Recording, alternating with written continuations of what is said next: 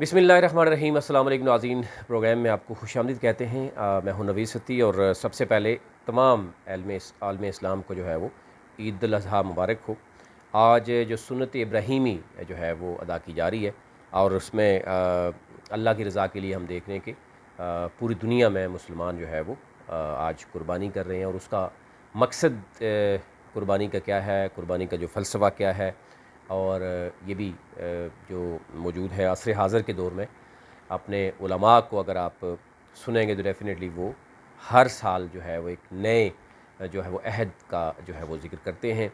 इस दफ़ा हमने देखा कि गुज़िश्ता साल इस दफ़ा जो है वो कोविड के थ्रू हमने गुज़िश्ता साल देखा कि बहुत से मुतासरीन भी थे, कुर्बानी शायद कम भी हुई थी। अब की बार भी जो है वो यही देखने में नज़र आया। तो सबसे पहले तो ये कुर्बानी का जो फ़लसफ़ा है वो यही है कि अपने के नज़दीक अपने रिश्तेदारों में सबसे पहले देखा जाए, फिर उसके बाद अपने पड़ोस में देखा जाए कि जो भी नादार हैं, गरीब हैं, उनकी ज़रूर हेल्प कीजिए। और सही कुर्बानी का जो रूह है उसको समझने की अल्लाह हमें तौफ़ीक़ अता फ़रमाए। आज हम बात करेंगे आज़ाद जम्मू एंड कश्मीर के हवाले से। और उस आज़ाद जम्मू एंड कश्मीर के हवाले से बात करने से पहले दो चार जो आज की टॉप स्टोरीज़ हैं वो भी आपसे हम रखते हैं। मरीम नवाज़ ने जो गुफ्तगू की है, आपने देखा होगा वज़ीर-ए-आज़म इमरान ख़ान के हवाले से, और उनकी जो साबिक़ा वाइफ़ हैं उनके हवाले से, उस पर हम देख रहे हैं कि वो दोनों आमने सामने भी हैं। और ट्विटर पे एक जंग भी जो है वो शुरू हो गई है, और उसको लेकर हम देख रहे हैं कि आज़ाद जम्मू एंड कश्मीर में भी बहुत सी बातें भी हो रही हैं।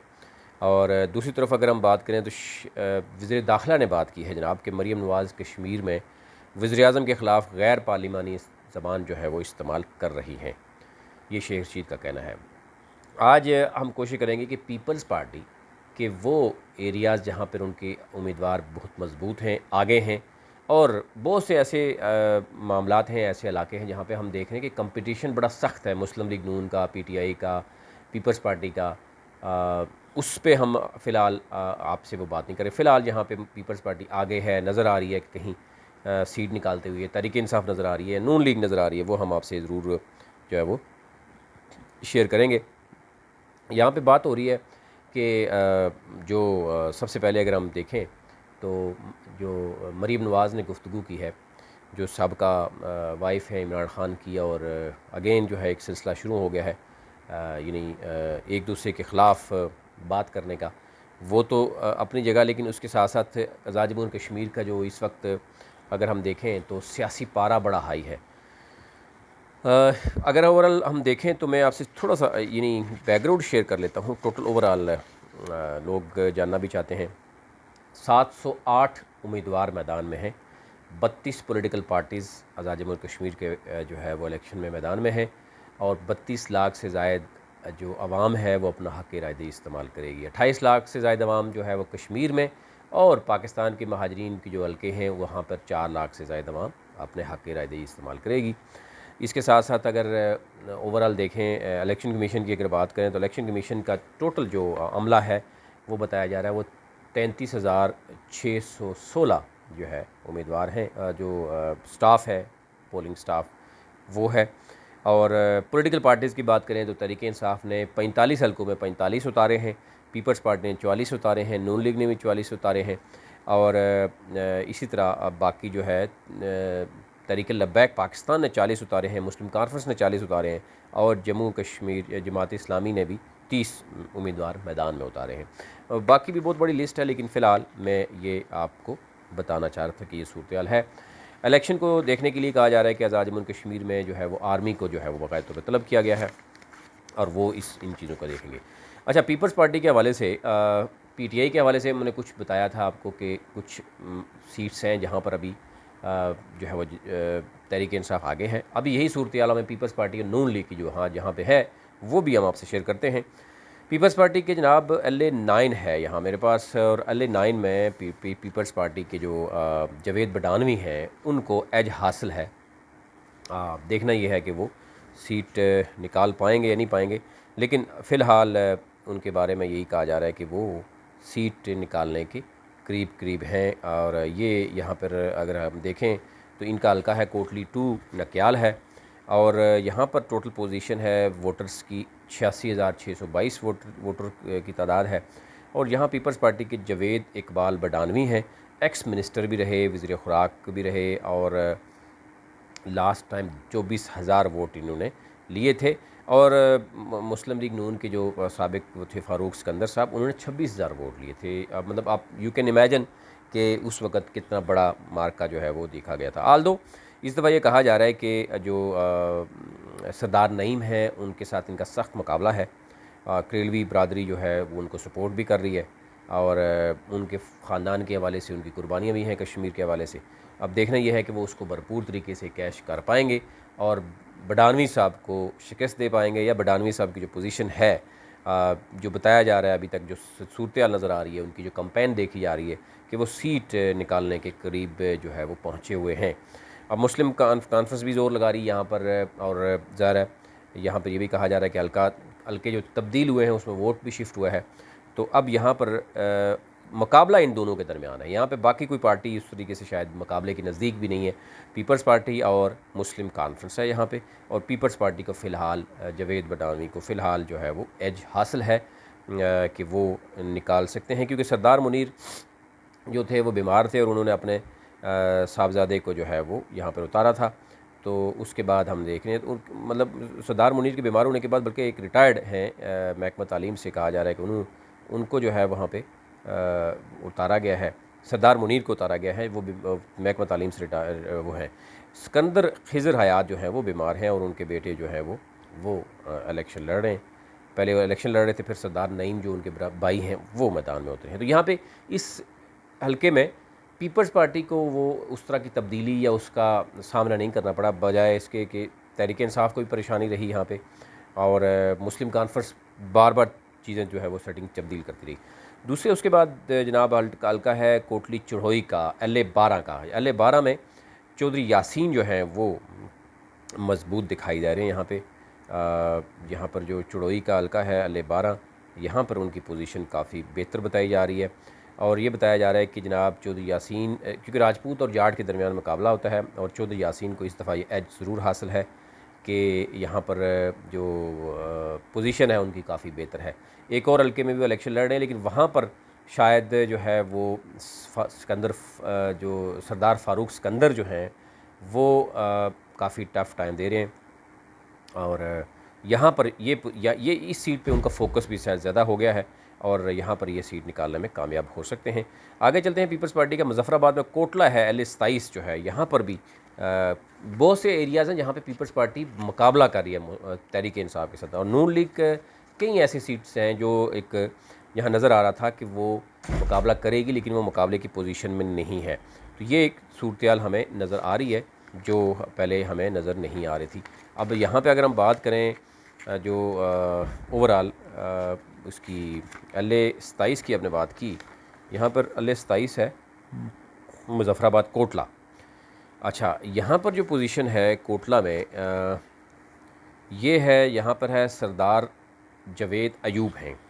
अच्छा, सरदार जवेद अयूब जो हैं उनके हवाले से ये बात की जा रही है कि एक तो ये है कि जो मीर अतीकुर रहमान, अभी तक पोजीशन जो है सरदार तबारक से टिकट लेकर जो है वो मीर अतीकुर रहमान को दिया गया, और उसके बाद सरदार तबारक ने खुलकर PTI की, पीपल्स पार्टी की हमायत की, और सरदार जवेद अयूब फ़िलहाल वो फर्स्ट पोजीशन में और सीट निकालने की पोजीशन मौजूद है। सरदार तबारक को अभी भी कोशिश की जाती रही है, अभी भी कोशिश की जा रही है कि उनको किसी न किसी तरीके से दोबारा से तहरीक इंसाफ में जो है वो उनको जो मीर अतीकुर रहमान है उनकी सपोर्ट करवाई जाए, लेकिन अभी तक वो डटे हुए हैं। उनके करीबी जो दोस्त थे वो उनसे नाराज़ हुए। तो यहाँ पर मुकाबला बेसिकली जो है वो तहरीक इंसाफ और पीपल्स पार्टी का है, और पीपल्स पार्टी का फ़ायदा ये हो रहा है कि तहरीक इंसाफ के लोग भी पीपल्स पार्टी को सपोर्ट करते हैं, इसलिए यहाँ पर अभी तक सूरत सरदार जवेद अयूब के फेवर में जा रही है। आगे चलते हैं जनाब, वो है LA-31 मुजफ्फराबाद डन्ना कचेली है, चौधरी लतीफ़ अकबर हैं। अच्छा, यहाँ पे जो डन्ना कचेली का जो एरिया है वो आपसे शेयर कर लेते हैं। यहाँ पर जनाब राजा मंसूर हैं, PTI के न्यू फेस है, आप जानते हैं। राजा इब्रार ख़ान है मुस्लिम लीग नून से, और पहले राजा अब्दुल क़य्यूम यहाँ से क्योंकि जीते थे, और फिर है राजा साकिब मजीद, ये सरदार अतीक के दामाद भी हैं। अच्छा खासा वोट बैंक इन्होंने लास्ट टाइम भी लिया था। यहाँ पर चौधरी अकबर के जो साबिक, एक तो ये है कि अभी तरीके पीपल्स पार्टी के वो प्रेसिडेंट भी हैं और 17,000 2016 में उन्होंने वोट लिया था। तो यानी उनको ये एज यहाँ पर जा रहा है। राजा बरादरी से 3 उम्मीदवार मैदान में हैं। गुजर बरादरी से फ़िलहाल एक मजबूत उम्मीदवार है, बाकी भी उनको कायल कर लिया गया है। तो राजा बरादरी से राजा मंसूर भी है, राजा इब्रार भी है, राजा साकिब भी है। वोट तकसीम हो रहा है जिसका अल्टीमेटली जो फ़ायदा है वो पीपल्स पार्टी के चौधरी लतीफ़ अकबर यहाँ पर उठा रहे हैं और वो सीट निकालने की पोजीशन में मौजूद हैं। उसके बाद आगे चलते हैं। ये पहले होना चाहिए था, वैसे हमने बाद में बात की इस पर। LA 17 है, बाग हवेली फारवर्ड कोटा, फैसल मुमताज़ राठौड़ हैं यहाँ पे। अच्छा, यहाँ पर पोजीशन क्या है? फैसल मुमताज़ राठौर जो है वो यहाँ उनकी पोजीशन क्या है, ये मैं आपको ग्राउंड रियलिटी बताता हूँ। उस हल्के का वोट बैंक कितना है और बाकी क्या पोजीशन है, ये क्योंकि पूरा एक डिटेल जो हमारे पास है वो आपसे शामिल रखते हैं। ये हल्का है जनाब LA 17। अच्छा जी, LA 17 आपके सामने रख लेते हैं कि वहाँ पर क्या पोजीशन है इस वक्त और किस तरीके से वो जो है वो मौजूद हैं जनाब। LA 17 में यहाँ पर पोजीशन ये है कि चौधरी मोहम्मद अज़ीज़, चौधरी आमिर नज़ीर यानी पीपल्स पार्टी PTI नून लीग है, फैसल मुमताज़ राठौर हैं, राजा आदिल हसैन कियानी हैं, JKPP के सरदार तालिब खोखर हैं और तहरीक लब्बैक पाकिस्तान के तनवीर हसन सदीकी हैं। टोटल वोट बैंक 97,906 है। और यहाँ पर क्योंकि बाकी बरदरियों का और पीपल्स पार्टी के अगेन जो है वो पहले से एक डिसाइडेड है और पहले से फैसल मुमताज़ राठौर जो है वो मेहनत भी कर रहे हैं। पीपल्स पार्टी का जो वोट बैंक है वो इंटैक्ट है, कोई अभी तक वोट बैंक में खलल नहीं आया सामने, लेकिन बाकी पार्टीज़ में ये ज़रूर आया है। तहरीक इंसाफ के अंदर से ही यहाँ पर जो उम्मीदवार थे मुख्तलिफ टिकट्स के लिए वो भी बिखरे हुए हैं, वो भी कुछ फैसल मुमताज़ राठौर को जो है वो बैक कर रहे हैं कि आप आगे रहिए। मतलब खुलकर कई लोग सामने नहीं आ रहे, लेकिन कुछ पार्टीज़ के हवाले से कि पार्टी में रहते हुए उनको सपोर्ट कर रहे हैं। तो यहाँ पर फैसल मुमताज़ राठौर अभी तक बेहतर पोजीशन में नज़र आ रहे हैं। अब देखना ये होगा कि आगे क्या पोजीशन होगी। आगे चलते हैं जनाब। LA 26 है, नीलम 8 मकाम का मकाम है, यानी मियाँ वहीद जो साबिक मिनिस्टर भी हैं, आप जानते भी हैं, और उनकी पोजीशन जो है वो कैसी है यहाँ पर मैं आपको बताता हूँ जनाब। यहाँ पर है मियाँ वहीद, ये नीलम 2 8 मकाम का मकाम है। ये 58,975 वोट बैंक कम हुआ है क्योंकि 2 यहाँ पे सीटें बन गई हैं। पहले LA 23 हुआ करता था, अब LA 25 और 26 हो गया यहाँ पे। यहाँ पर जनाब मियाँ वहीद साहब हैं, साबिक वज़ीर हैं पीपल्स पार्टी के। वोट बैंक इंटैक्ट है, मज़ीद लोगों को उन्होंने यहाँ पे साथ शामिल किया है। अच्छा जी, मुस्लिम लीग नून के राजा बशीर हैं, पहले यहाँ शाह गुलाम कादर यहाँ पे इलेक्शन लड़ना चाह रहे थे, बशीर साहब एट द एंड आ गए और उनके बारे में ये कहा जाता है कि ये उस हल्के में जाते ही नहीं है या मतलब है ही नहीं। फिर PTI ने यहाँ पर कोशिश की, जो मजहबी घराने से थे उनके बेटे को टिकट दिया और वो मामला नाअहली का हो गया। और फिर उसके बाद राजा अलियास को टिकट दे दिया वहाँ पर, तो वो भी यहाँ पर कमज़ोर हैं, उनको भी शायद अभी तक उस तरह यानी ना मुस्लिम लीग नून और ना PTI यहाँ में मुकाबले में जो है। तो इसलिए जो है यहाँ पर मियाँ वहीद बड़े आसानी से सीट निकालते हुए नज़र आ रहे हैं। जो LA शारदा नीलम 1 है, वहाँ पर शाह गुलाम कादर के हवाले से जो बात हो रही है कि पीपल्स पार्टी वहाँ पर जो है वो शायद उनको सपोर्ट करे। जो आपस में दोनों की डील हुई है, जो अभी तक हमारे ज़राए बता रहे हैं, ये खुफिया इनकी डील है कि शाह गुलाम कादर को सपोर्ट किया जा रहा है नीलम 1 में, और ताकि मुस्लिम लीग नून यहाँ से सीट निकाल सके। उसमें मुक़तदरा हल्के भी उनको सपोर्ट कर रहे हैं और मियाँ वहीद की कोशिश है कि वहाँ पर वो सीट निकालें। और मियाँ वहीद के साथ यह है कि मुस्लिम लीग नून यहाँ पर उनको सपोर्ट करे ताकि इन दोनों हल्कों में एक तरफ PTI, एक तरफ PMLN ऊपर और फिर PPP नीचे सीट निकाल सके। ऊपर जो है वो हाजी गुले ख़ानदान को ताकि टफ़ टाइम दी जा सके और उनको हराया जा सके। तो यहाँ पर ये पोजीशन हमें नज़र आ रही है फ़िलहाल मियाँ वहीद जो पीपल्स पार्टी के हैं। उसके बाद आगे चलते हैं जनाब। LA 19 है, पूंछ हजीरा का इलाका है, ये पूंछ का ये हल्का है। वहाँ की सूरत हाल भी आपको बता देते हैं जनाब, क्या सूरत हाल है।